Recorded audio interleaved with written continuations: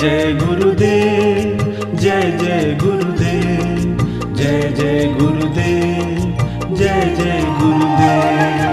जय जय गुरुदेव, जय जय गुरुदेव, जय जय गुरुदेव, जय जय गुरुदेव। निज गुरु ज्ञान विबुधर आए, निज गुरु ज्ञान विबुधर आए, महामंगल मत सब ही उठाए, महामंगल मत सब ही उठाए।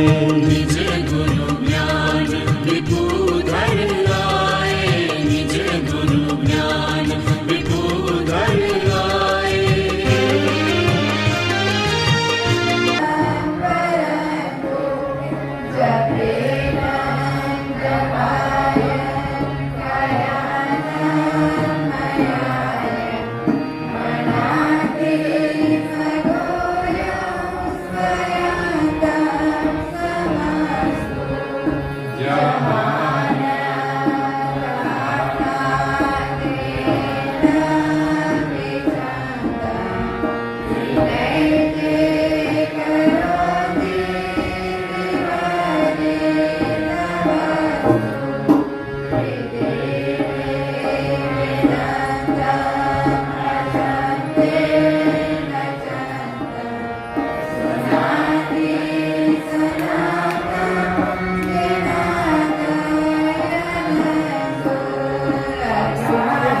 પૂનમબેન પૂનમબેન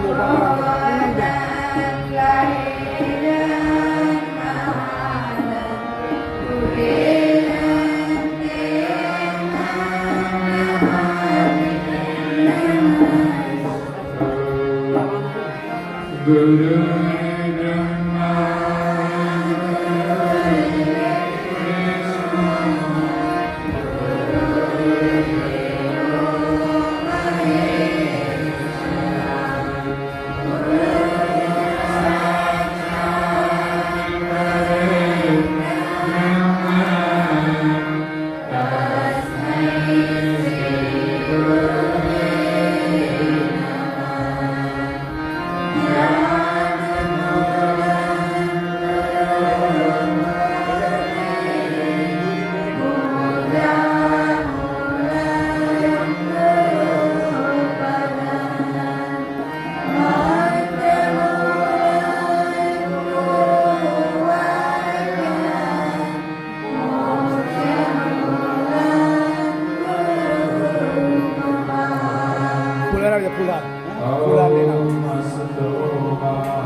सदगमय तमसो मा ज्योतिर्गमय रोत्योमा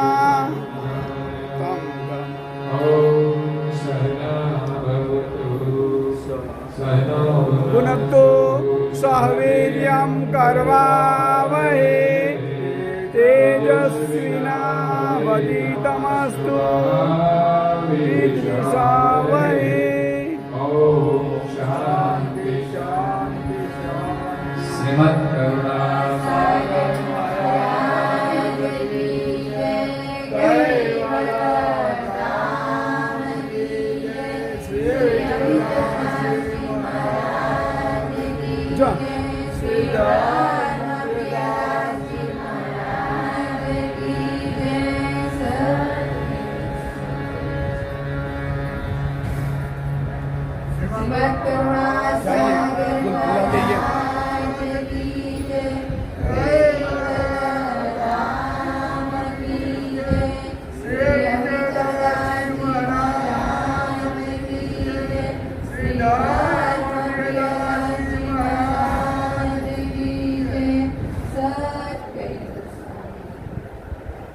भाई श्रीमद् करुणा सागर महाराज की जय, राम की जय।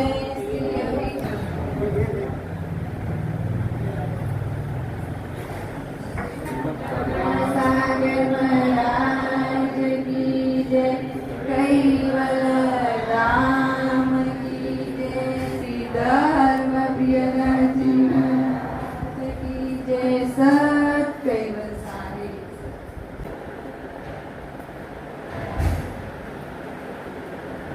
શ્રીમદ કરુણા સાગર મહારાજ કી જય કૈવલધામ કી જય શ્રી અવિચલદાસજી મહારાજ કી જય શ્રી ધર્મપ્રિયદાસજી શ્રીમદ કરુણા સાગર મહારાજ કી જય કૈવલધામ કી જય શ્રી અવિચલદાસજી રહેમાનથી બધા, રહેમાન. મહારાજ કી જય શ્રી ધર્મપ્રિયદાસજી મહારાજ કી જય શ્રીમદ કરુણા સાગર મહારાજ કી જય કૈવલધામ કી જય શ્રી અવિચલદાસજી મહારાજ કી જય શ્રી ધર્મપ્રિયદાસજી મહારાજ શ્રીમદ કરુણા સાગર મહારાજ કી જય કૈવલ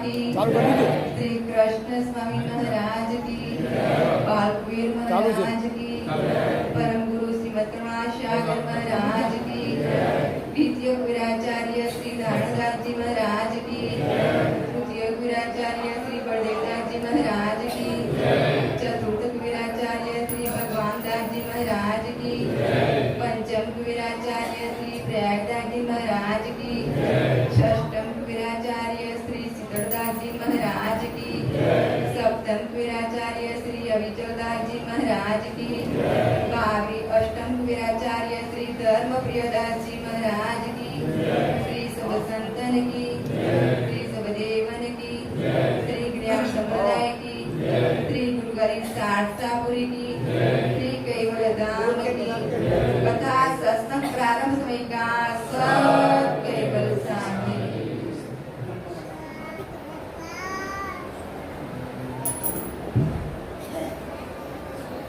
कैवल कैवल साहे बाजू बाजू सौने सब कैवल આજે હાઈસ્કૂલના જે બાળકો છે આજે પ્રસાદી લેવા માટે આવ્યા છે. ભાદરવા સુદ પૂર્ણિમાનું પ્રથમ શ્રાદ્ધ સામાજિક રીતે શરૂ થતું હોય છે અને ગામના જે પરિવારજનો છે એમના પૂર્વજો જે છે સદગત આત્માઓ માટે એમને શાંતિ મળે એના માટે એક શ્રાદ્ધનો મહિમા છે. જે પરિજનો ગયા છે એમના પ્રત્યેની લાગણી છે એ ગયા પછી પણ હોય છે. એ ભાવનાના રૂપે એ લોકો એક સદકાર્યની અંદર સેવા કરતા હોય છે અને સ્કૂલના જે બાળકો છે એ આજે અહીંયા કેવલ વેદા સંસ્કાર ધામ પરમ ગુરુ શ્રીમદ કરુણા સાગર મંદિરમાં રોજ અહીંયાથી તો નીકળે છે. અહીંયા કુલર છે તો બાળકો બધા ઠંડુ પાણી પણ પીવે છે, પણ આજે દર વર્ષે બાળકો અહીંયા પ્રસાદ લેવા માટે આવે છે અને પરિવારજનો દરેક પોતાના વડીલો માટે શ્રાદ્ધ નિમિત્તે સહયોગ આપતા હોય છે. એટલે પ્રાથમિક શાળા અને હાઈસ્કૂલના બાળકો અહીંયા પ્રસાદી લેતા હોય છે. પ્રથમ આજે હાઈસ્કૂલના બાળકો અહીંયા આવ્યા છે. આમ તો બાળકોને મળવાનું તો થતું જ હોય છે મારે રાષ્ટ્રીય કાર્યક્રમ હોય ત્યારે સ્કૂલમાં, પણ આજે પરમ ગુરુની પ્રસાદી બાળકો લે તો એને એક આશીર્વાદ મળી જાય. એ પ્રસાદ રૂપે આપણા શરીરમાં આવે, એ સંસ્કાર રૂપે આગળ જતા એના જીવનમાં પરમ ગુરુના આશીર્વાદ મળે છે. એ છે આ પ્રસાદનો મહિમા. બાકી તો બાળકો ભણવા આવ્યા હોય, જમીન આવે પાછા સાંજે ઘરે જમી લે, જરૂર પડે તો અહીંયા થોડો નાસ્તો પડીકા ખાઈ લે. પણ આજે વિશેષ તો પરમ ગુરુનો નિર્વાણ દિવસ છે.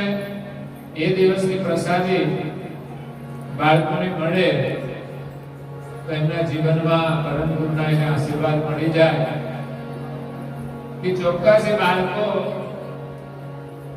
પરમ ગુરુના શરણમાં આવશે ને આવશે જ, અને એનું કલ્યાણ પણ થશે. જો કે બાળકો મંદિરના ચોપડાઓ પણ વાપરે છે.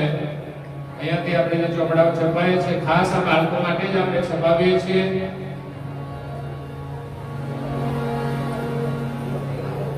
એમાં પણ ગામના બધા લોકો સહયોગ આપતા હોય છે દર વર્ષે. અને અમારા ખાસ શિક્ષક ભાઈ બહેનોનો પણ સહયોગ હોય છે બાળકોની ચોપડા માટેની સેવાઓમાં. અને આજે એમને પણ એક પ્રસાદનો આશીર્વાદ મળશે. એટલે આખો શાળા પરિવાર આજે પ્રસાદ લેવા આવ્યો છે. ખાસ આ શ્રાદ્ધ નિમિત્તે જ આપણે ભોજન કરાવીએ છીએ અને બાળકોને જમાડવા. લોકો એમ કહે છે કે એનું પુણ્ય આપણને વધારે મળે. મોટાને તો તમે ખવડાવો તો પાછળથી કંઈક બોલે, આવું હતું. પણ નાના બાળકોનો પ્રસાદ લઈને જતા રહે.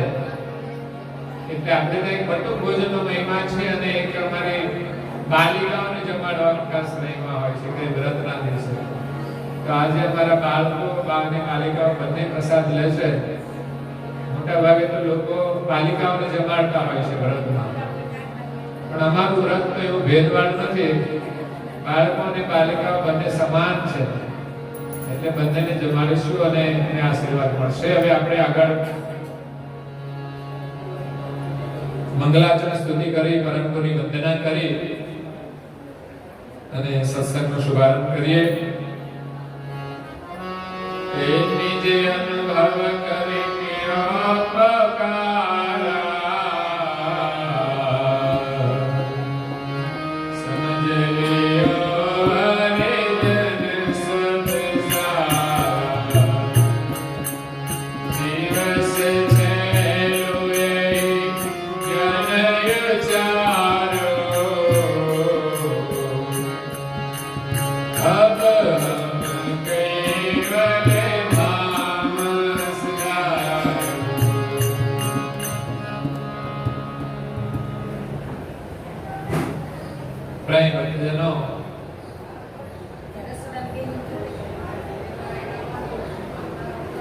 ज्ञान संप्रदाय के आद्य स्थापक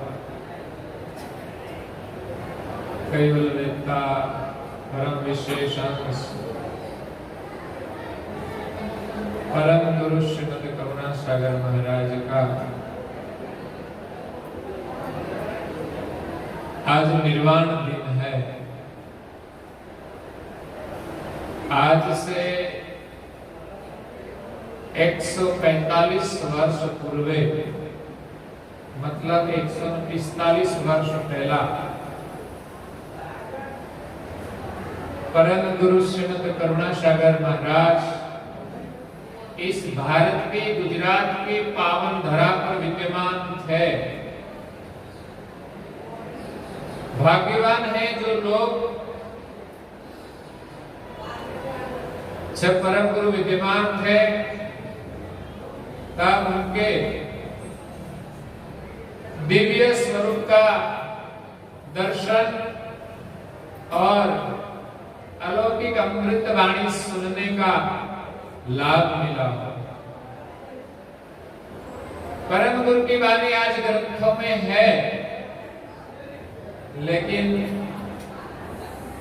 परम गुरु जब प्रकट हो और वो हमें उपदेश दे, उनका प्रभाव विशेष होता है। इसलिए परम गुरु ने ही लिखा है कि धन्य है उन संतों और भक्तों को जो सहरसापुरी में निवास करते थे और परम गुरु का दर्शन और सत्संग का लाभ लेते थे। 145 वर्ष पूर्व कहा जाता है कि भादरवा सुद पूर्णिमा के दिन परम गुरु जी ने दिव्य देह छोड़कर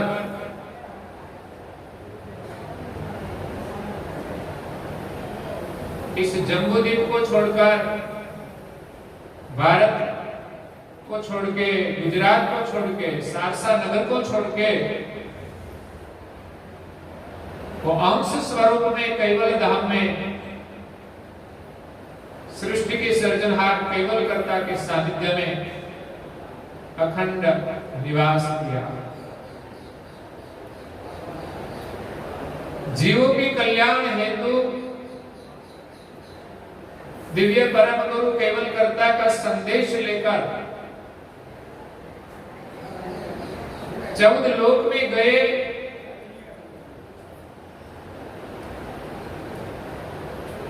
वेदों में जिस ज्ञान के लिए, गति के लिए नयति का उच्चार किया कि सृष्टि अनंत है, ब्रह्म अनंत है,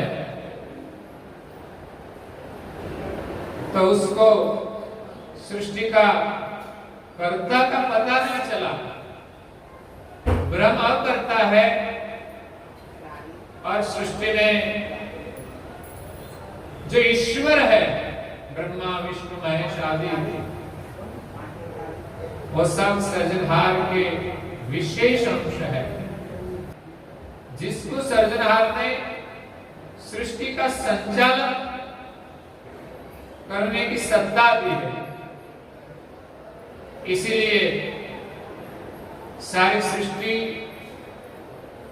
3 देवों के माध्यम से चलती है और उनका सृष्टि में कर्ता के नियम के अनुसार अवतार होता है।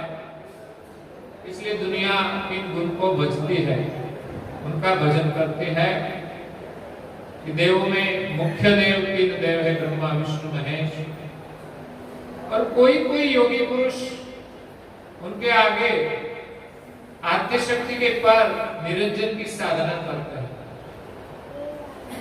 और कई महापुरुष उनके आगे ब्रह्म का अनुभव किया, जो ब्रह्मवेत्ता हुए, अनुभवी हुए, वहां तक का वर्णन परम गुरु जी ने किया है।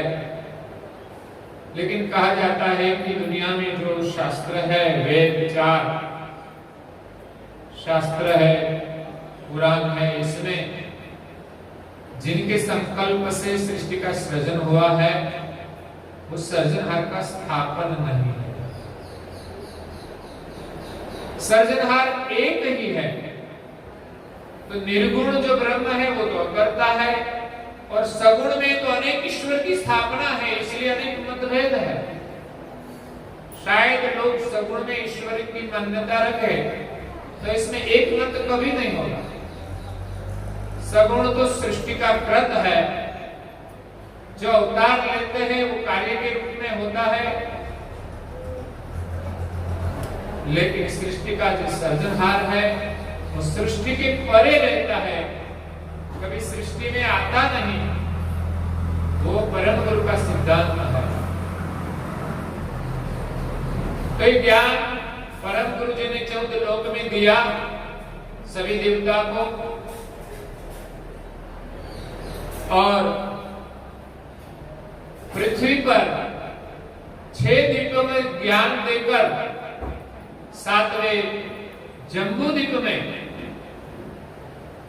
भारत देश के गुजरात राज्य में चरोतर प्रदेश में प्रकट होकर बाल स्वरूप में और सारसापुरी में निवास किया, सारसा नगर में निवास किया। परम गुरु के ज्ञान के प्रचार से कई भक्तजन हुए, संत हुए। सारसापुरी में निवास करते हुए संतों का परम गुरु ने वर्णन किया, चरतबाई, वल्लभाई, रामबाई, प्रेमबाई, उनकी कैसी भक्ति थी। और ज्ञाति में जो भक्त हुए उनका भी वर्णन किया। और नगर में जो संत रहते थे उनका भी वर्णन अगाधबोध ग्रंथ में है।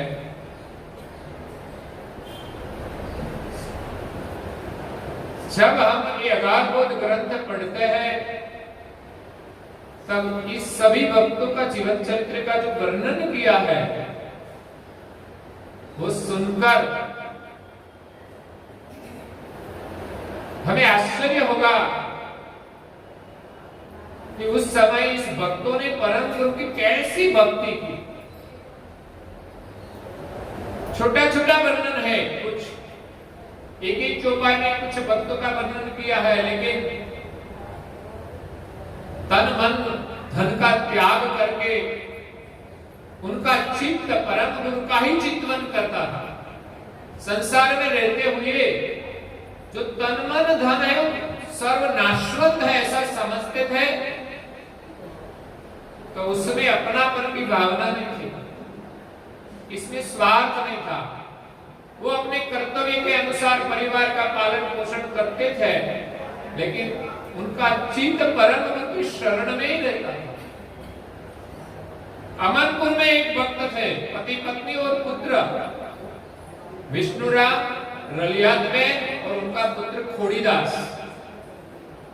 पूरा परिवार परम गुरु की शरण में आया था और उनका ही चिंतन करता था। और भक्त भी वहां थे, पति पत्नी लालजी बाई और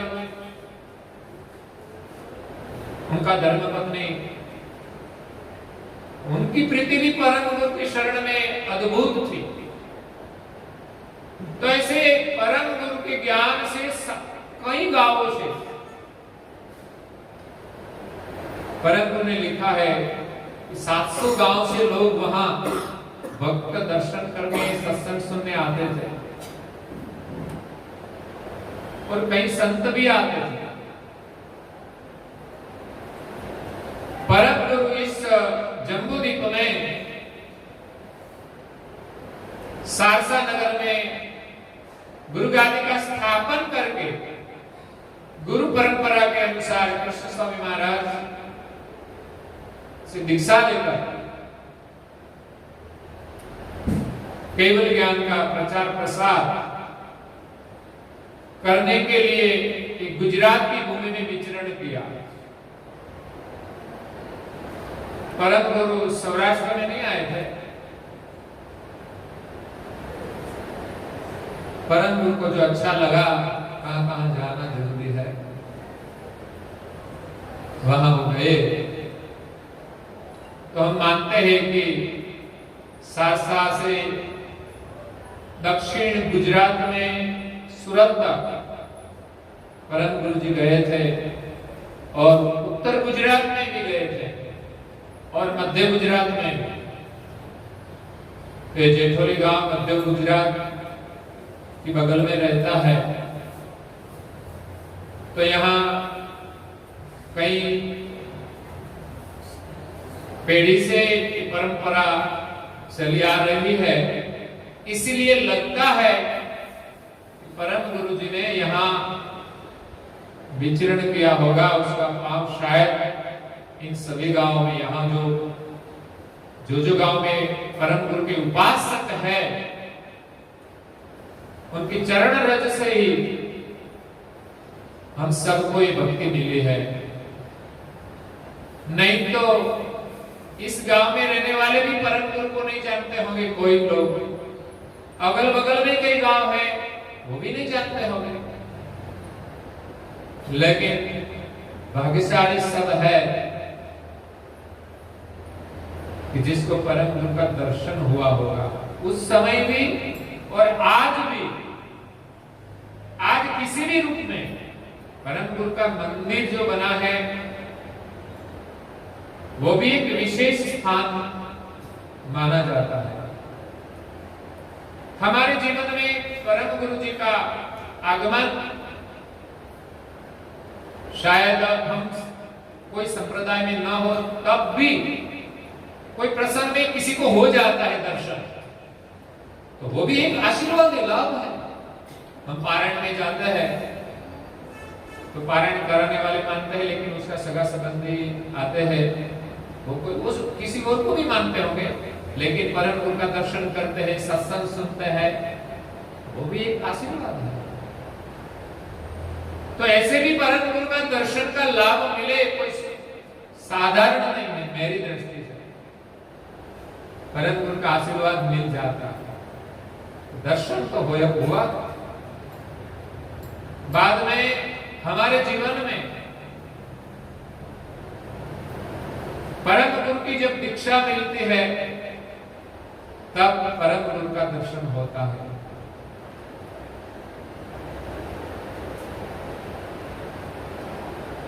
उसके बाद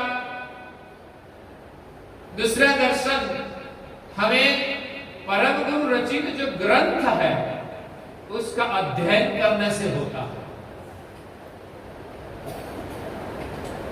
पहले हम दीक्षा लेते हैं तो जो मूर्ति स्वरूप हो या फोटो स्वरूप हो, इस स्वरूप में हम मानते हैं परम गुरु का स्वरूप है, क्योंकि परम गुरु प्रकट हुए थे और उनका इतिहास है, इसीलिए उनकी एक पहचान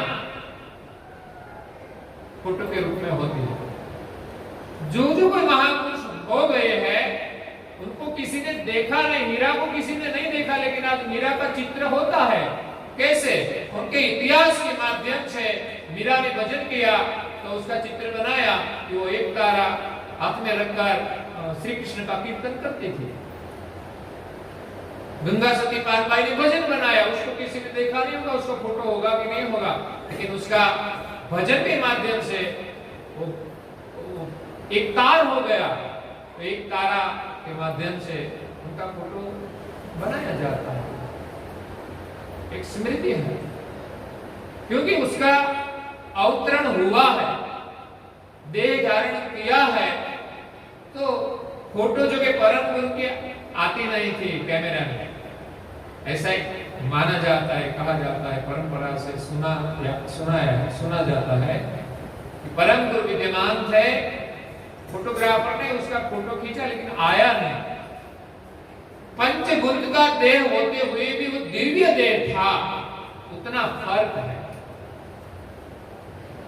पंचभूत के बिना तो दिखाई नहीं देता, दर्शन नहीं होते, इसलिए पंचभूत का देह तो धारण किया था, लेकिन वो तत्व इस सृष्टि के व्यवहार में उपयोग नहीं किया था। ऐसे दिव्य तत्व का उनका देह था, वो दर्शन नहीं था, आकृति रूप। उसने जैसा धारण करना था वैसा धारण किया, दिव्य स्वरूप था।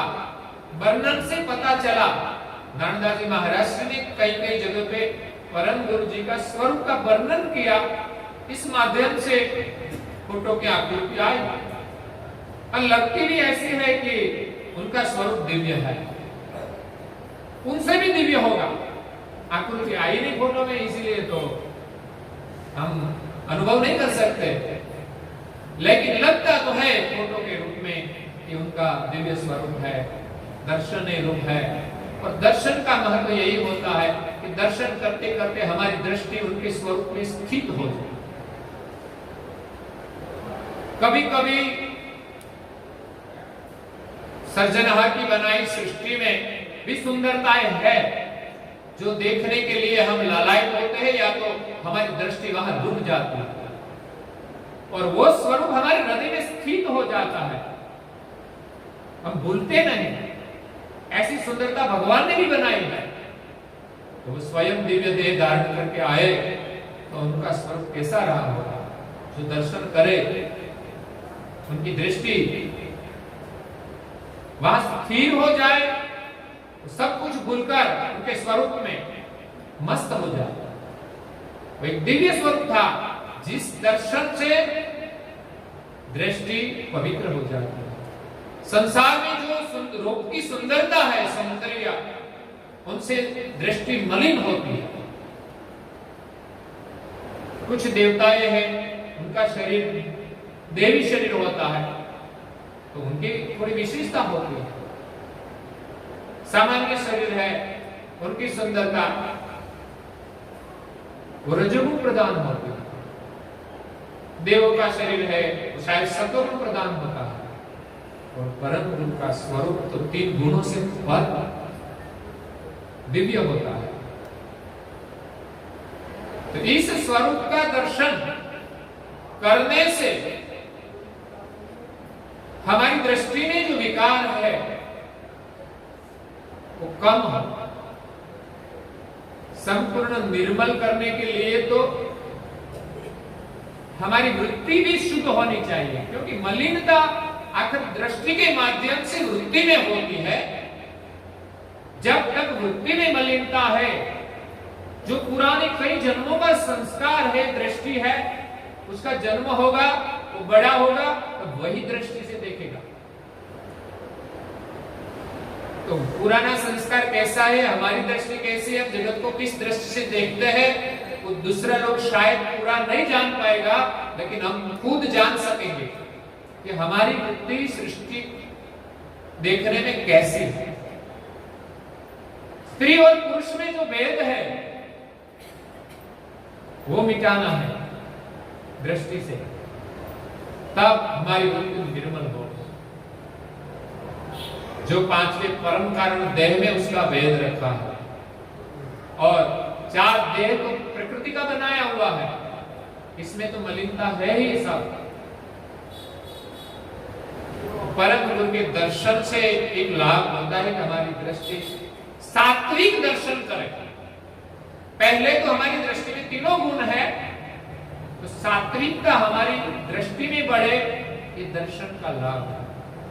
कान से हम श्रवण करते हैं, इसमें भी 3 गुण काम करते हैं, तो इसमें भी सात्विक वाणी हम ज्यादा सुने, सुनने में रुचि बढ़े। आजकल सबको रुचि नहीं है सत्संग सुनने की। कई लोग कुछ काम के लिए आते हैं, लेकिन श्रवण सुनने में ज्यादा रुचि नहीं, ग्रंथ पढ़ने में ज्यादा रुचि नहीं। मैं तो यहाँ आए हुए सभी को कहता हूँ आज कि परम गुरु से मुख से जो निकली वाणी है वो ग्रंथस्थ है। हम समझे या न समझे पढ़नी चाहिए, पढ़ना न आता तो किसी के माध्यम से सुननी चाहिए, बहुत लाभ मिलेगा। मैं तो कहता हूं ज्यादा न पढ़े, ज्यादा न सुने, तो 15 मिनट आप सुने या पढ़े, तब आपका दिन सफल हो जाएगा, और हर दिन पढ़ोगे जीवन भी सफल हो जाएगा। आपको फिर मनुष्य का जन्म मिलेगा, ये भी मेरा विश्वास है। बाकी तो कर्म के अनुसार सब कुछ होता है। तो ग्रंथ की पढ़ाई का बड़ा लाभ है। परम गुरु प्रकट हुए, उनका दिव्य देह था, वो 105 साल तक रहे, इसलिए उनका स्वरूप बनाया है। हम पूजा करते हैं, पूजा के संस्कार के लिए हम बच्चों को कैसे संस्कार देंगे? छोटी उम्र में बच्चों को पता नहीं ज्ञान का, तो छोटी उम्र में हम दर्शन कराते हैं, पूजन भी कराते हैं, कुछ प्रार्थना भी कराते हैं, छोटे छोटे धीरे धीरे से। पढ़ाई करते हैं तो स्कूल में सरस्वती का फोटो रखा जाता है, वहां प्रार्थना की जाती है, सरस्वती की वंदना की जाती है, वो विद्या की देवी है। बच्चों को कोई पता नहीं कि कौन है, लेकिन ये हमारी संस्कृति है। इसी प्रकार अपने संप्रदाय में भी यही संस्कार की परंपरा चलती है। समय के अनुसार जरूरी है। सतयुग था तभी कुछ नहीं था, लेकिन कलयुग चलता है, इसमें लोग आध्यात्मिकता को समझने वाले कम हो गए, लेकिन लोग धार्मिक बने, ये बहुत जरूरी है। आजकल लोग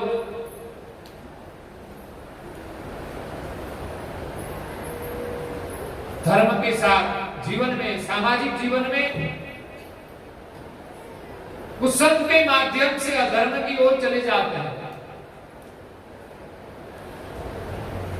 कभी कभी धर्म को भूलकर कुछ अधर्म भी कर लेते हैं, चाहे कमाई करना हो, चाहे कुछ खाना हो, कुछ देखना हो। कौन कैसे देखते हैं क्या पता, कौन क्या सुनते हैं क्या पता। समय ऐसा है, इसीलिए वर्तमान समय में लोग धार्मिक बने रहे, ये बहुत जरूरी है। क्योंकि परिवार में 2-4 सभ्य होते हैं, वो भी शांति से नहीं रहते, ऐसी समझ नहीं है। इसलिए पारिवारिक समझ भी होनी बहुत जरूरी है। जहां पारिवारिक समझ नहीं है, वो आध्यात्मिक समझ कैसे प्राप्त करेगा। इसीलिए हम सबको साथ लेकर चलना है। आध्यात्मिक ज्ञान है, वो भी देना है। जो अधिकारी है, परम गुरु ने लिखा है कि जो अधिकारी है उसके आगे ज्ञान का सत्संग करना और त्याग और भक्ति की कथा करना, ऐसा भी लिखा। और त्याग भक्ति भी इतनी आवश्यक है। बिना त्याग और भक्ति ज्ञान का कोई प्रभाव ही नहीं रहेगा। संप्रदाय का ज्ञान श्रेष्ठ है, उसको प्रमाणित करने के लिए हमें त्याग और भक्ति के मार्ग पर चलना पड़ेगा। परम गुरु ने जो भक्तों का वर्णन किया है ना, इसमें से हमें त्याग और भक्ति की प्रेरणा लेनी है। ज्ञान तो परम गुरु ने दे दिया है, और परम गुरु का ज्ञान सुनकर ही उस समय भक्तों उसके शरण में आए थे। तब भी सभी संप्रदाय भी थे, देवी देवता भी थे, तब तो अंग्रेजों का समय भी था, राजाशाही भी थी। लेकिन परम गुरु जी ने अपना काम किया, और उस वक्त जो इंसान थे, स्त्री पुरुष, वो जहां जहां उसने जन्म लिया और परम गुरु की शरण में आए, उनका हो भाग्य, उनका जीवन सफल हो गया। लेकिन पूरा भारत था, किसी को पता नहीं है। परम गुरु यहां से 105 साल रहकर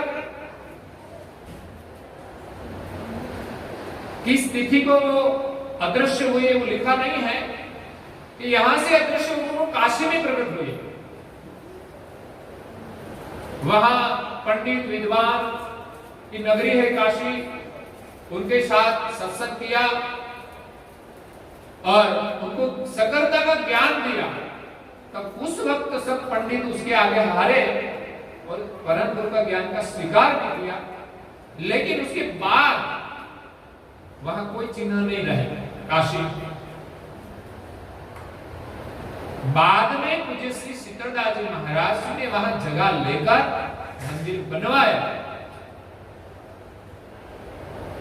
करीब 75 साल से खड़ा है, लेकिन उनका कोई लाभ नहीं है, वहां कोई स्थापना नहीं। क्यों बनाया वो एक प्रश्न रहता है, और क्यों स्थापना नहीं हुई वो भी एक प्रश्न रहता है। कि मंदिर के माध्यम से प्रचार होना चाहिए, इस वजह से वहां स्थान बनाया होगा, और होता ही है। आजकल लोग यात्रा में जाते हैं तो सब मंदिरों में जाते हैं, दर्शन करते हैं। तो मंदिर की एक महिमा होती है, वहां लोगों को भोजन मिले, निवास मिले, वहां लोग आएंगे दर्शन के लिए। तो पहचान तो होगी कि ये ज्ञान संप्रदाय का मंदिर है, परम गुरु करुणा सागर कोई है, और लोगों को पता चला। तो काशी में कुछ दिन पंडितों के साथ सत्संग किया, जिनको शास्त्रार्थ भी कहा जाता है। लेकिन परम गुरु यहां से अदृश्य होने के बाद, जब अदृश्य हुआ, उनसे पहले परम गुरु ने सबको बताया था कि मैं जाने वाला हूं।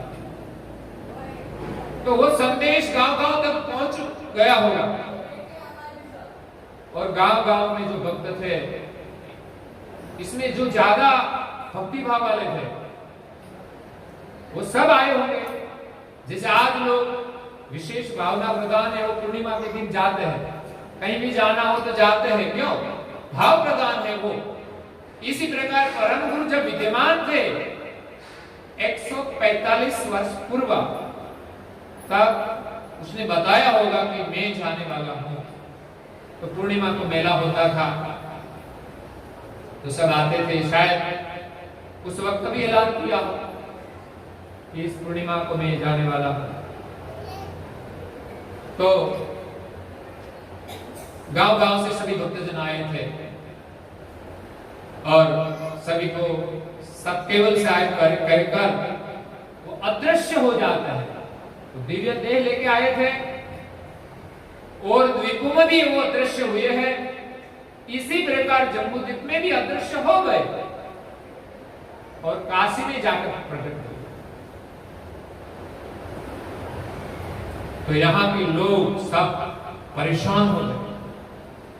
परम गुरु में इतनी प्रीति प्रगाढ़ थी कि परम गुरु के सब दीवाने हो गए थे।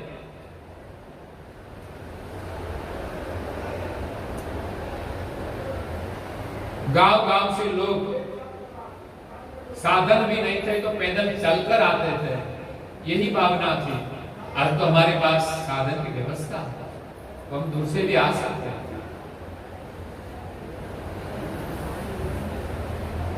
तो सभी भक्तों का जो वर्णन किया है कि परम गुरु के बिना, उनके वियोग में, उनके विरह में बेचैन हो गए, रोने लगे, कल्पांत करने लगे, सहा नहीं गया, ऐसा कल्पांत उस वक्त किया और कई लोग मूर्छित भी हो गए। परम गुरु जी ने दिव्य दृष्टि से काशी से देखा गुजरात के भक्तों की स्थिति, उनसे सहा नहीं गया, तो पुनः प्रकट हुए, सब लोग खुश हो गए। और जब अदृश्य होकर प्रकट हुए कहीं को, तो तब पता चला ये तो कोई दिव्य पुरुष है, क्योंकि सारे लोग आ गए थे, मानने वाले और नहीं मानने वाले प्रकट हुए। तब आए ये महापुरुष, पुनः प्रकट हुए, नहीं मानने वाले भी आए, वो भी मानने लगे। पहले तो शायद विरोध भी करते होंगे, तो विरोध छोड़कर वो परम गुरु की शरण में आकर उनकी दीक्षा भी ली होगी। तो ऐसा वक्त उनका आज स्मरण होता है, तो हमें भी स्मृति होती है परम गुरु के वियोग में लोग कितने बेचैन थे, दुखी थे। तो आज हमें भी परम गुरु का वियोग है ही, तो हमें यह अनुभव करना है कि परम गुरु के वियोग में इस भक्तों की कैसी स्थिति होगी। आजकल संसार में भी कई लोगों का ऐसा प्रेम होता है, जो व्यक्ति चली जाती है तो वो खाना नहीं खाते, रोते ही रहते हैं 2-3 दिन, ऐसा होता है परिवार में। तो परम गुरु के वियोग में भी कई लोगों ने अन्न नहीं खाया, वो कैसा प्रेम होगा।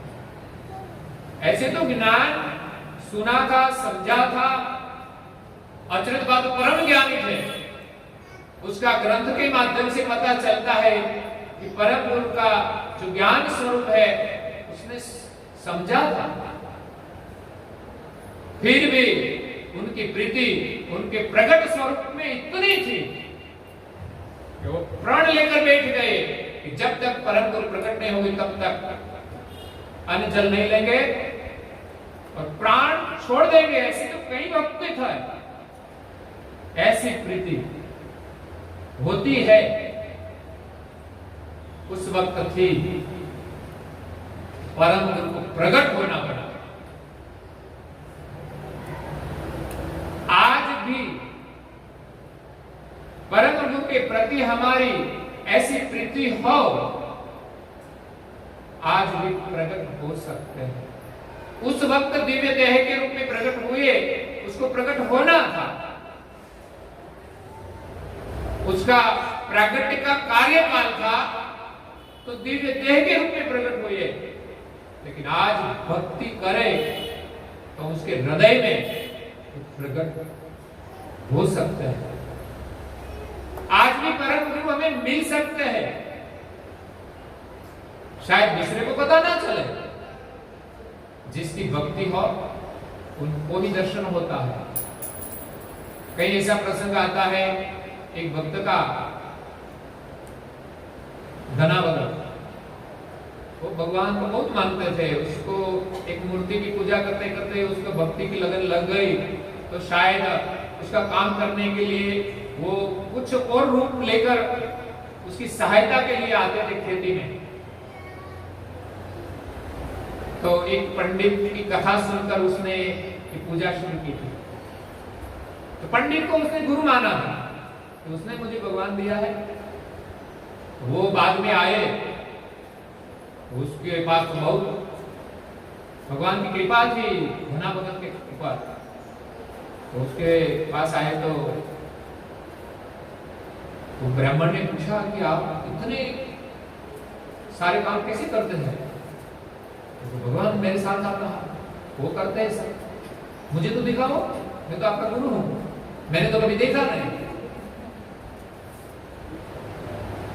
तो आया तो सही, धना भगत को दिखाई देता है, लेकिन उनका गुरु था उसको नहीं दिखाई देता, क्योंकि शिष्य की उसकी ऐसी भक्ति थी। गुरु सिर्फ कथा ही करते थे, तो उसको नहीं दिखाई देता। तो भगवान ने, उसके इष्ट ने प्रसन्न होकर कहा कि आपको क्या चाहिए धना भगत? उसने कहा कि मेरे गुरु को दर्शन दे दो। तब पलक भर के लिए दर्शन दिया होगा। अनुभव तो आगे होता है, कभी स्वप्न में दर्शन हो ने तो भी अच्छा होगा। ऐसे ही किसी के स्वप्न में भी नहीं आता। जब हमारा इतना भगवान का सुमिरन होता है, भाव होता है, तब स्वप्न उसका ऐसा आता है। अभी स्वप्न के रूप में जो हम मानते हैं कोई स्वरूप दर्शन देता है,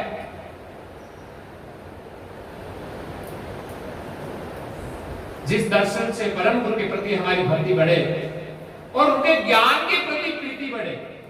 महत्वपूर्ण है कि उनका जो ज्ञान है, ज्ञान स्वरूप परम गुरु जब देह छोड़कर गए तब रोने लगे, बाद में प्रकट हुए, बाद में वही समझाया कि ये शरीर छोड़कर तो मैं जाने वाला ही हूं, लेकिन मैंने आपको जो ज्ञान से समझाया है वही स्वरूप का आपको अनुभव करना है।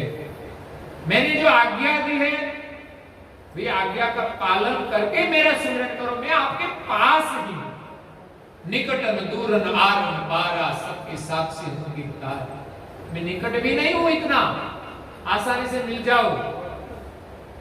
आपको जब जरूरत पड़े और मंदिर में चले आए कि मेरा एक काम कर दो, तो ऐसा निकट नहीं है जल्दी मिल जाए, लेकिन इतना दूर भी नहीं है कि वो नहीं प्राप्त होगा। इसके लिए बहुत कष्ट सहना पड़ेगा, ऐसा भी नहीं है। हम सरल हो जाए तो कोई कष्ट सहने की जरूरत नहीं, हम सरल हो जाए, हमारी वृत्ति निर्मल हो जाए, आसान है। लेकिन इसके लिए हमें साधना करना है। परम गुरु का ज्ञान मिला है, उसका सिद्धांत है। अब हमारा लक्ष्य क्या है कि हमारी वृत्ति कैसे निर्मल हो, ऐसी प्रवृत्ति हम करें। ज्ञान तो हम तब बांट सकते हैं जब हमारे में सामर्थ्य होगा, उतना ही हम लोगों को दे सकते हैं और लोगों पर प्रभाव होगा।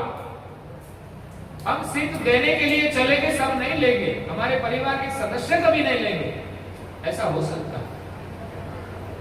सबका सुकृत अलग अलग होता है, सबकी समझ भी अलग अलग होती है, हम इसमें जबरदस्ती नहीं कर सकते। कभी कभी तो ऐसा लगता है कि बहनों में ज्यादा भावना होती है,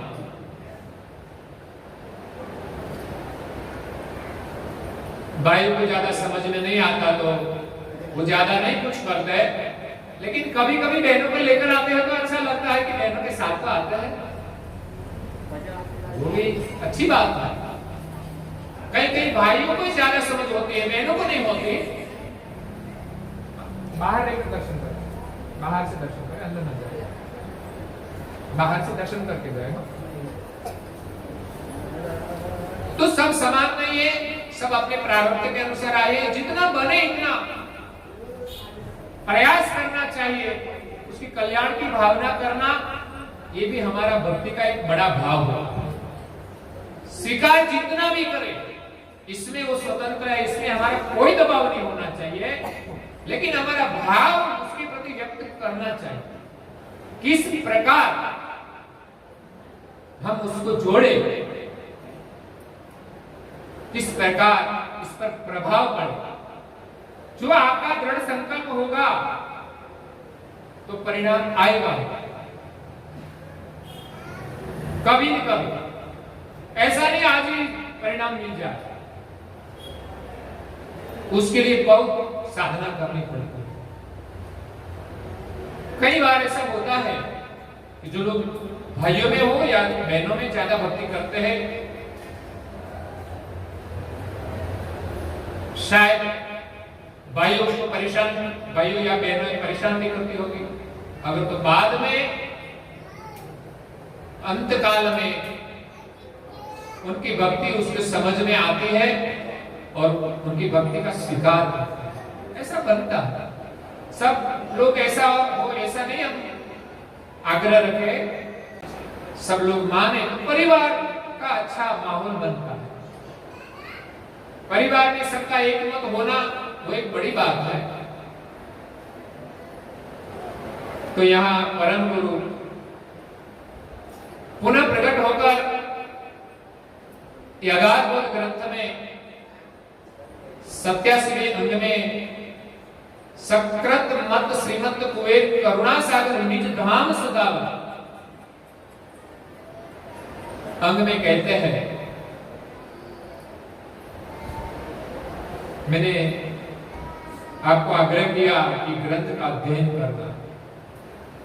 बहुत सरल ग्रंथ है, इसमें भक्तों का वर्णन है, इसलिए हमें ज्यादा समझ में आएगा, प्रेरणा भी मिलेगी। 14 लोक का वर्णन है, 7 दीपों का वर्णन है, सिद्धांत की भी समझ है। इसलिए अगाधबोध ग्रंथ सबसे महत्वपूर्ण है। ऐसे तो पंचम ससोवेद भी है, लेकिन पहले अध्ययन करने के लिए अगाधबोध ग्रंथ हमें पढ़ना चाहिए। मेरा तो निवेदन रहता है कि जो अनुयायी जागृत है वो पढ़ने की शुरुआत करे 15 मिनट के लिए, 2 पेज के लिए, और संभव हो तो घर के सदस्य को जोड़े, सभी को अनुकूल हो वैसा समय रखे, शाम को जब ही हो। 15 मिनट का समय वो ज्यादा नहीं है और सामने वालों को भी कोई दिक्कत नहीं होगी, समझ में नहीं आएगा तो भी 15 मिनट जल्दी चला जाएगा, लेकिन एक शुरुआत होगी तो एक अच्छा परिवार का निर्माण होगा। एक व्यक्ति अध्ययन करेगी तो एक व्यक्ति निर्माण होगा, परिवार के साथ अध्ययन होगा तो एक परिवार का निर्माण होगा, और गांव में समाज के साथ अध्ययन होगा, सत्संग होगा तो एक अच्छा समाज या अच्छा गांव का निर्माण होगा।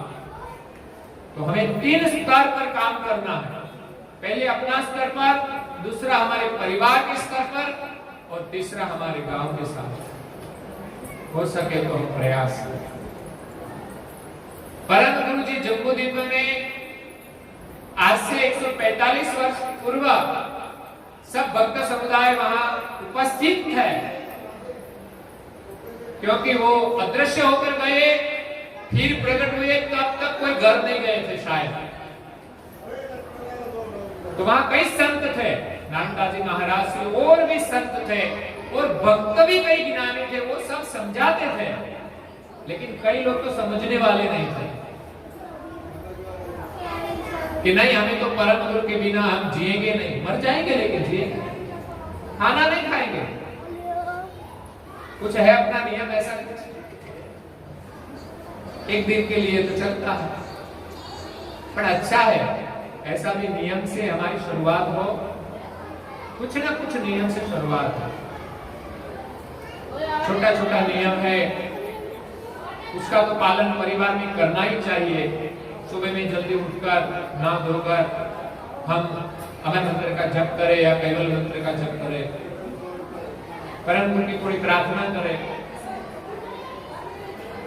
पूजा करें, समय मिले तो ग्रंथ का अध्ययन करें, भजन कीर्तन भी चलता है उसके माध्यम से भी स्मरण होता है, वो भी करना चाहिए। और कहीं हमारे जीवन में प्रसंग आए, उस निमित्त से हमारे घर में ये सब कुछ होना चाहिए, तो हमारे पूरे परिवार को लाभ मिलेगा और हमारा घर है वो भी पावन होगा।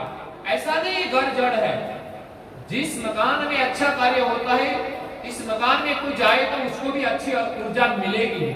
अगर कोई घर में गलत काम हो रहा है, वहां कोई व्यक्ति जाएगा तो उसका प्रभाव उसके मन पर थोड़ा सा ही तो पड़ेगा। स्थान का भी महत्व होता है, सब जड़ नहीं है, उसमें भी चेतना है, लेकिन पूर्ण चेतन नहीं है। क्रिया के माध्यम से उसमें चेतना रहते हैं। जिन महापुरुषों ने निवास किया वो स्थान तीर्थ हो जाता है, ऐसे तीर्थ नहीं बनता। तो यहाँ कई गांव लोगों की भावना इकट्ठी हुई, तभी मंदिर का निर्माण हुआ, तो एक मंदिर बना, स्थान बना, उसकी महिमा होती है।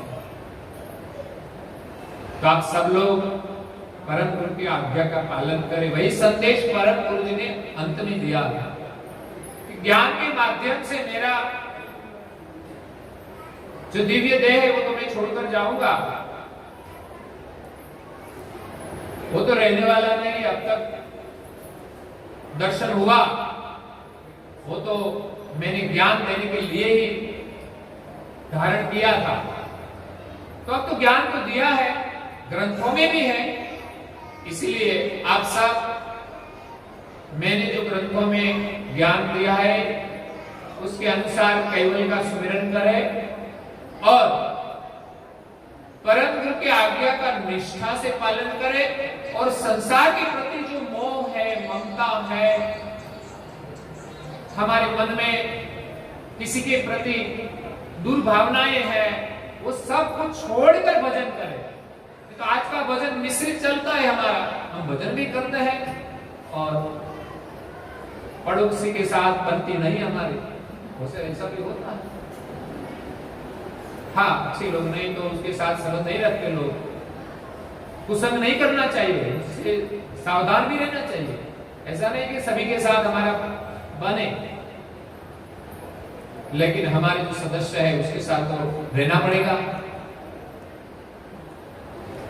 तो परम गुरु की आज्ञा के अनुसार हम थोड़ा थोड़ा नियम के माध्यम से भजन करें और हमारी वृत्ति को शुद्ध करें और ज्ञान के माध्यम से परम गुरु का जो स्वरूप है वो भी हम समझे कि एक स्वरूप प्रकट किया, प्रकट हुआ था, वो हम पहले पूजा करते हैं, उसके बाद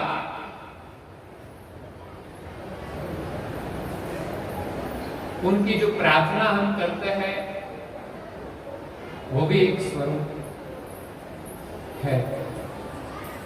परम गुरु की सभी आज्ञा वो भी परम गुरु का स्वरूप माना जाता है। तो आज्ञा के माध्यम से भी हमें उसका स्मरण होता है, उनके साथ हमारी एकता होती है, हमें कुछ आनंद मिलता है, तो हमारी वृत्ति शुद्ध होती है,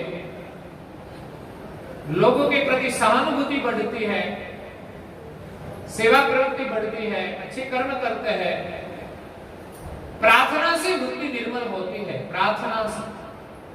लेकिन प्रार्थना कैसी होती है? हृदय से होती है, सिर्फ मुख से नहीं। मुख से पाठ होता है, प्रार्थना हृदय से होती है और उसका परिणाम प्रार्थना करते करते हम प्रार्थना के शब्दों के साथ हमारी सुरता खो जाए, अगल बगल में कौन बैठे वो पता ही न चले। अगर कोई ऐसी स्मृति हो परम गुरु की, उसकी याद आए तो उसके वियोग में आंसू भी बहने लगे। ऐसी भी प्रार्थना है, गुरु महिमा में ऐसे भी शब्द है कि हम तो संसार में फंस गए, अब क्या करें, आप हमें उगारे। तो ऐसी प्रार्थना करते करते हमारी आंखों में जब अश्रु आए तो समझना कि हृदय से प्रार्थना निकली है। दुख तब होता है जब हृदय में वेदना होती है। परिवार के लिए भी कभी ऐसा होता है।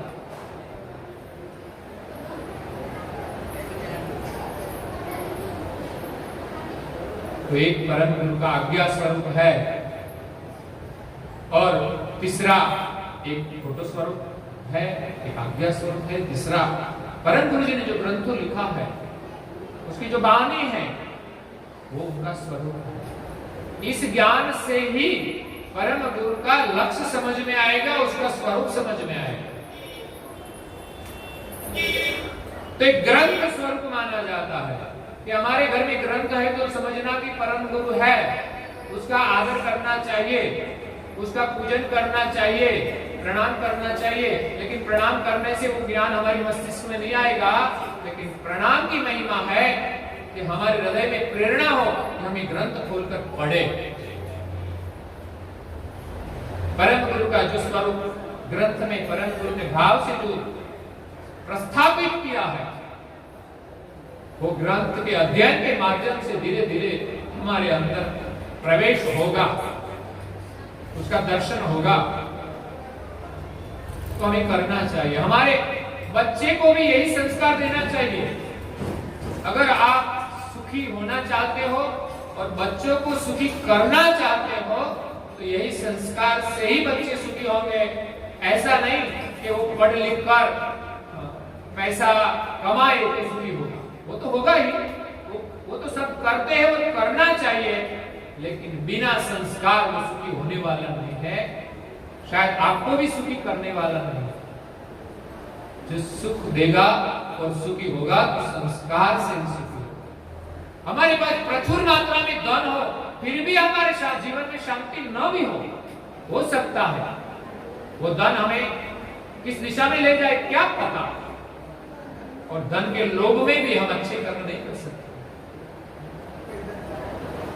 इसीलिए परम गुरु का ये जो स्वरूप है ज्ञान स्वरूप और अध्ययन करना चाहिए।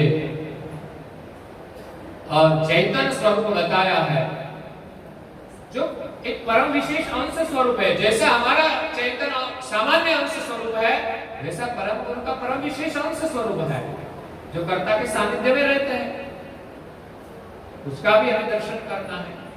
लेकिन उसके पहले परम गुरु का जो दिव्य देह है, जो सोहंग स्वरूप, मतलब जो प्राण है इस पूरी ब्रह्मांड में, जो प्राण व्यापक है, ब्रह्म व्यापक है, उसमें केवल कर्ता की जान जो व्यापक है, वो चेतना सर्जनहार की दृष्टि जो व्यापक है, वही परम गुरु का दिव्य देह है। परम गुरु का जुड़ान कैवल के साथ और हमारे साथ इस स्वरूप से है। तो सोहंग स्वरूप मतलब हम ध्यान में बैसे, जो प्राण चलता है वो जब विशुद्ध हो जाएगा तब एक परम गुरु का शुद्ध स्वरूप का अनुभव होगा, जहां कोई विकार नहीं होगा, कोई मलिनता नहीं होगी, जो निजानंद मिलेगा। वहां से हमारी मुक्ति वापस नहीं आएगी संसार में, ऐसा आनंद है। वो परम गुरु का स्वरूप का आनंद है, उनकी एकता से कैवल के साथ हमारी एकता होती है। तो परम गुरु ने यही ज्ञान दिया कि आप सब यही स्वरूप का विलोकन करें ग्रंथ के माध्यम से, और मेरी जो आज्ञा है उसका पालन करें।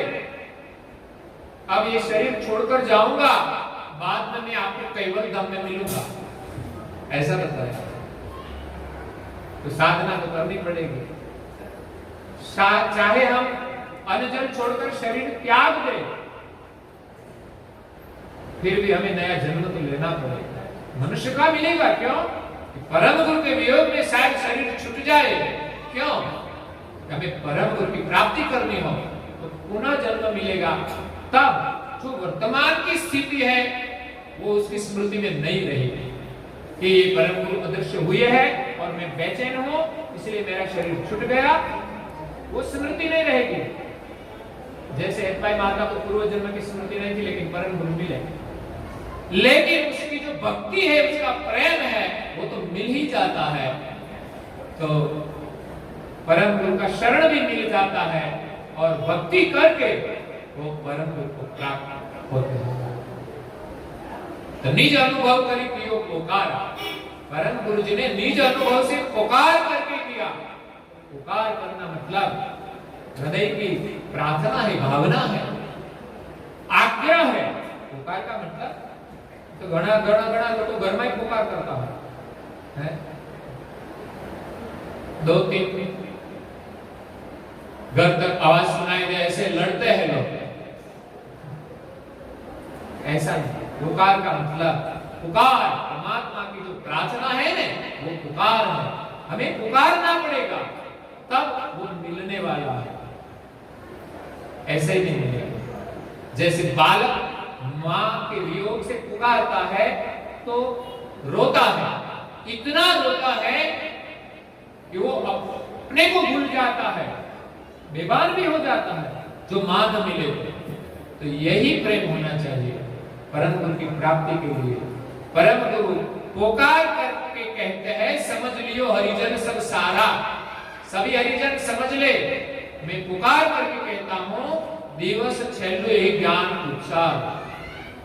काशी से आए थे और कहते हैं कि छेल्ला दिन है, एक छेल्ला दिन का ज्ञान है। अब से इस शरीर से ज्ञान मिलने वाला, इस शरीर रहने वाला मैं छोड़कर चला जाऊंगा। बाद में तो ग्रंथ में जो है, और संत भी है, ऐसे ज्ञानी थे, परम विज्ञानी थे, परम गुरु के साथ एकता हो गई थी, तो अभी और क्या चाहिए। लेकिन जब परम गुरु होते हैं तब तक तो और कोई चाहना नहीं रखते हैं, लेकिन जब गए होंगे बाद में तो उसको सम्मान मिला होगा। पूज्य श्री नारायण जी महाराज श्री परम गुरु का हमारे लिए दूसरा स्वरूप है, इसलिए उसके बगल में स्थान मिला है हमारे मंदिर में। उनकी एकता ऐसी थी, उनकी प्रीति ऐसी थी, एक क्षण के लिए परम गुरु से विलग नहीं होते थे, ऐसी प्रीति थी। उसके उत्तराधिकारी भी थे और परम गुरु की कृपा से उसने सिद्धांत पावनी ग्रंथ का जो सर्जन किया वो भी दिखाते हैं। परम गुरु ने उसके हृदय में निवास किया, अखंड स्वरूप का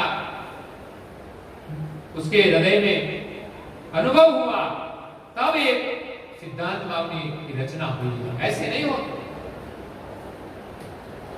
दिवस छेल्लो ही ज्ञान विचार, अब हम कैवल धाम सदा, अब मैं कैवल धाम में जाने वाला हूं। आगे से बता दिया, सभी को समझा दिया, तुम सब संत हरिजन आनंदमय जीवन बिताए, भक्ति में जीवन बिताए, हम तो निज धाम जाकर कैवल को संदेश दूंगा कि आपका संदेश 7 दिनों में और 14 लोक में मैंने दे दिया है। सब लोग आपको जानते हैं और आपकी भक्ति भी करते हैं।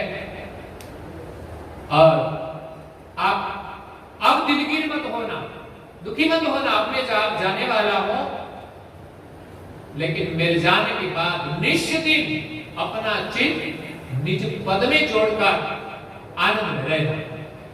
जो ज्ञान दिया है उसके माध्यम से हमारा चित्त हमारे निज घर में रहना चाहिए, ये घर में नहीं। ये घर है एक तो परेशान करने वाला, बड़ा परेशान करे। बाहर का घर से ज्यादा ये धारण किया है वो परेशान करता है, इसमें ज्यादा ममता है, इसके लिए हम जीते हैं, इसके दुख से दुखी, इसके सुख से सुखी। वो सुख नहीं है, सुख और है, वो घर में भी नहीं है। बाहर की जो व्यवस्था है उनसे माना है कि ये सुख है, वो भी नहीं है।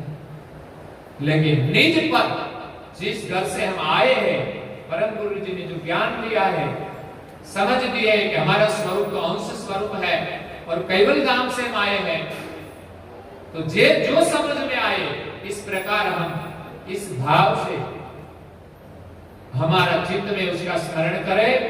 अब दिलगीर मत होना। और कहा कि शरीर छोड़ने के बाद हम तो कैवल धाम में आपको मिलेंगे।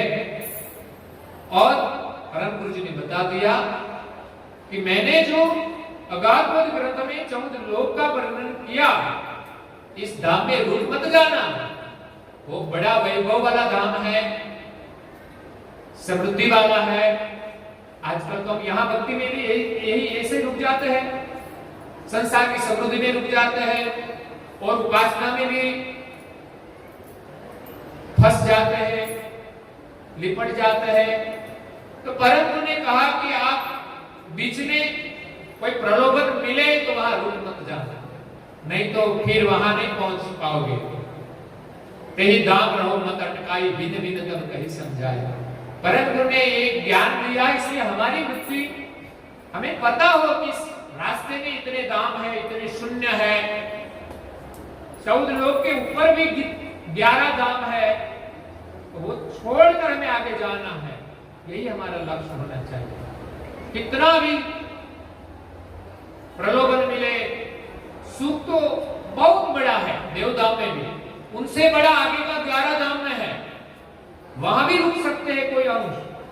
अगर जो परम गुरु के लक्ष्य से विमुख हो जाएगा तो हम कैवल का स्मरण करें, उसके अलावा कहीं न रुके। ऐसा परम गुरु ने अंतिम दिन में संदेश दिया। तो आपको कैवल धाम मिलेगा निसंदेह, विश्वास रखना, बस एक आस्था रखना, निरंतर कैवल का स्मरण करना।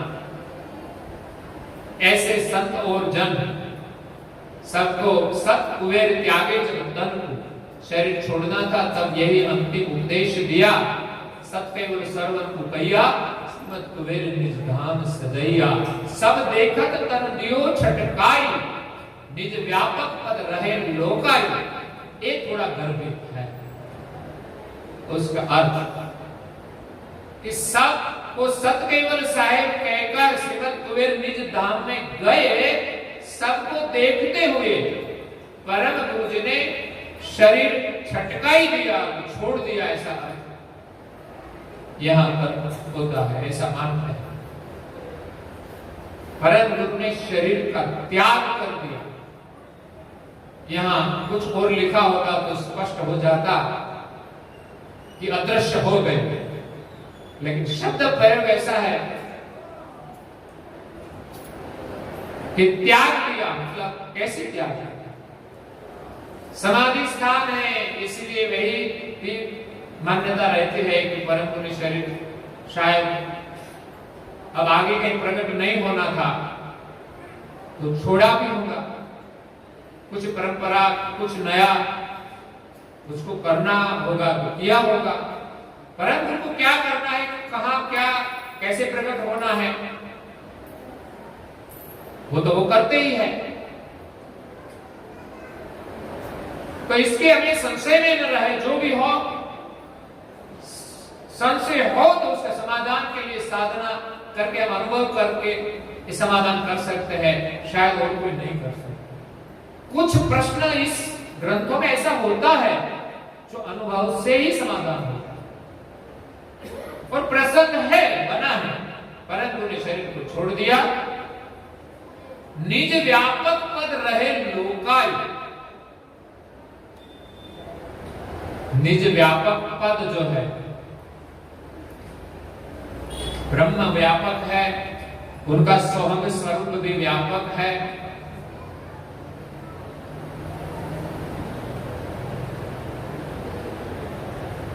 तो उसके साथ वो कैवल धाम में पहुंच गए। लेकिन इसमें कुछ अनुभव की आवश्यकता है संपूर्ण स्पष्टता के लिए। तो समाधि स्थान है परम गुरु का। अंत काल में क्या हुआ, पीछे कुछ लिखा है, लेकिन परम गुरु ने कि नारदास महाराज ने कुछ लिखा नहीं है। वो सुनते सुनते लिखा कि किस प्रकार आया वो पता नहीं, कि उसकी नगर यात्रा हुई होगी कि नहीं, और दाएं पैर से जो अंगूठे से अग्नि प्रकट हुआ, ऐसी भी बात है। कुछ भी हुआ हो, लेकिन परम गुरु सभी द्वीपों में प्रकट हुए और अदृश्य भी हुए। और यहाँ वो शरीर को छोड़कर गए या समाधि स्थान हुआ, वहां हम दर्शन के लिए जाते हैं। तो एक हमारी श्रद्धा है और परम गुरु का हमें आशीर्वाद मिलता है कि वहां परम गुरु का अंतिम समय का ज्ञान दिया और वहीं छोड़कर गए। बाद में जो विधि हुई हो नारदा जी महाराज से की हो, इसमें हम कोई चर्चा में नहीं जाते और संदेह में भी मैं तो नहीं रहता ऐसा कुछ भी हो। लोग कहे तो ठीक है, जो भी हो। तो परम गुरु शरीर छोड़कर जितने लोग छोड़कर एक जम्बूद्वीप में आए थे, तो 7 द्वीप को छोड़कर, 14 लोक को छोड़कर और 11 धाम को छोड़कर परम गुरु जी ने चैतन्य स्वरूप से हंस रूप धरि भये विराम। हंस रूप मतलब उनका जो चैतन्य अंश रूप है, आत्मा जिसको कहते हैं हम, अंश को हकीकत में हम सामान्य अंश है, देव विशेष अंश है, और परम गुरु परम विशेष अंश है, उनकी गति विशेष है, वो सर्वज्ञ है, कर्ता के साथ अखंड रहते हैं, उसको कभी भी अभिमान नहीं लागू होता, वो सर्वज्ञ अंग है उसका। तो वो हंस रूप में कैवल कर्ता के धाम में, कैवल धाम में जाकर विराम लिया और फिर यहां जो घटना पहले हुई वो फिर भी हुई। परम गुरु ने समझाया, फिर भी कहा, सब मन भय उदासु, अहो करता कई सूर्य निसासु, कहते कि जन मूर्छा कत भयु, कहते कि शुद्ध बुद्ध चित्त गए वो, कहते तो करे विकल विलाप, छोड़ दे तन मन धन आपु। सब कुछ छोड़कर विलाप करने लगे परम गुरु के दर्शन के लिए, गदगद कंठ ही रोवे। अहो करता पुनगत होए, और शू थसे, हमारा क्या होगा आपके बिना। एक माँ चली जाए तो युवान बेटा हो, कोई छोटा हो, तो उसको दुख होता है कि आपके बिना हमारा क्या होगा। परम गुरु जब प्रकट होता है तो विश्वास होता है कि हमारी माँ है, हमें कोई चिंता नहीं। क्योंकि परम गुरु सभी संतों के गति देकर गए थे, चिंता नहीं भी थी, फिर भी लोगों को ऐसा लगा कि अब तो ये सब तो विशेष अंश है, माने कि सामान्य अंश से विशेष अंश हुई है, लेकिन परम विशेष अंश परम गुरु एक ही है, इसीलिए उसके बिना तो मोक्ष होने वाला नहीं। अब क्या होगा हमारा। तो लोग गदगद कंठ से रोते थे, कहते कि हमके लिए खींची, हमारा श्वास खींच लो, जो डोरी है वो खींच लो, हम मर जाए।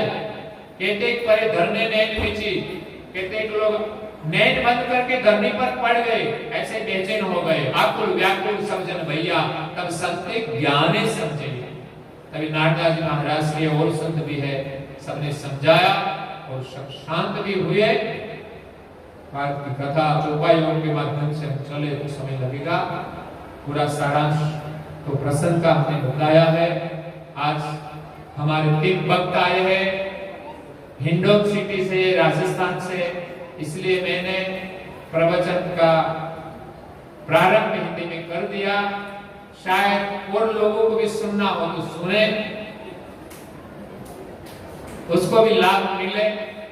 हाँ, मेरी हिंदी पक्की नहीं है, इसलिए शायद कोई निंदा भी करता है कि कुछ बोलना तो आता है नहीं, फिर भी हिंदी में बात करता है, वो तो परम गुरु जाने। मुझे जो आता है वैसा मैं करता हूँ, लोगों को जितना समझ में आता है वैसा, या तो शुद्ध हिंदी बोले तो भी किसी की समझ में नहीं आएगा, जिसको भाग्य में नहीं होगा उसको तो समझ में आता ही नहीं। या हम सब गुजराती बोलते हैं तो गुजराती में भी लोग नहीं समझ पाते, तो वो तो बात अलग होती है, लेकिन थोड़ा तो पता चलेगा। कच्ची हिंदी में भी खाना न मिले उनसे तो थोड़ा मिले, कच्चा मिले तो भी हम गुजारा कर ले, वैसा एक कार्य है, मेरा प्रयास है। और अंत में आज जो भोजन प्रसाद है, मैंने कहा कि परम गुरु का निर्वाण दिन तो है ही, हम मनाते हैं, तो वो तो हम प्रसाद जो दाता है उसकी ओर से या तो मंदिर की ओर से तो होगा ही, लेकिन हम स्कूल के जो बच्चे हैं 500 बच्चे, उनको भोजन कराने का संकल्प इसलिए किया है कि लोग मानते हैं कि भाद्रव जो मास है वो श्राद्ध का मास है, जो हमारे पूर्वज है उसका श्राद्ध लोग करते हैं। तो ये पहला श्राद्ध पूर्णिमा का होता है और अंतिम श्राद्ध पितरों का होता है। तो मैंने कहा पहला परम गुरु का जो निर्वाण दिन है वो भी निर्वाण का आशीर्वाद है, निर्वाण के लिए ही है। तो मैंने जोड़ा कि आप सभी को जो पितरों के लिए कुछ योगदान करना है तो हम बच्चों को प्रसाद कराए, एक बड़ा आशीर्वाद है, उसको एक संस्कार मिले, प्रसाद मिले। और यहाँ भी कई लोग सेवा देते ही है, इसलिए सभी को भी प्रसाद मिलेगा। तो सब लोग अपने पूर्वजों के लिए अभी भी आस्था है, इनके आशीर्वाद से हम सुखी है। आज उसके नाम पर हम पुण्यदान करें तो उसको शांति मिले, और पुण्य तो करने वालों को ही मिलता है, लाभ तो उनको ही मिलता है। तो अपने पूर्वज के प्रति आस्था रखना, और हमारे जो विद्यमान माता पिता है उनके नाम पर भी हम सेवा करें तो भी अच्छा है, आशीर्वाद मिले। कर दूंगा। इसी के साथ आज के प्रवचन को यहाँ विराम देते हैं। जय गुरु। आद्य सकल स्वराज गणेश कैवल करता की जय। श्री कृष्ण स्वामी महाराज की जय। बालकुबेर महाराज की जय। परम गुरु श्री लक्ष्मणाचार्य महाराज की जय। द्वितीय गुराचार्य श्री दानदास जी महाराज की जय। तृतीय गुराचार्य श्री बड़ेदास जी महाराज की जय। चतुर्थ गुराचार्य श्री भगवान दास जी महाराज की जय। पंचम गुराचार्य श्री प्रयागदास जी महाराज की षष्ठम गुराचार्य श्री शीतलदास जी महाराज की सप्तम गुराचार्य श्री अविचलदास जी महाराज की भावी अष्टम गुराचार्य श्री धर्मप्रियदास जी महाराज की श्री शिवसंतन की श्री शिवदेवन की श्री ज्ञान संप्रदाय की श्री गुरुगारी सारसापुरी की श्री कैवल धाम की कथा सत्संग पूर्णावधि समय का सब कैवल साहेब।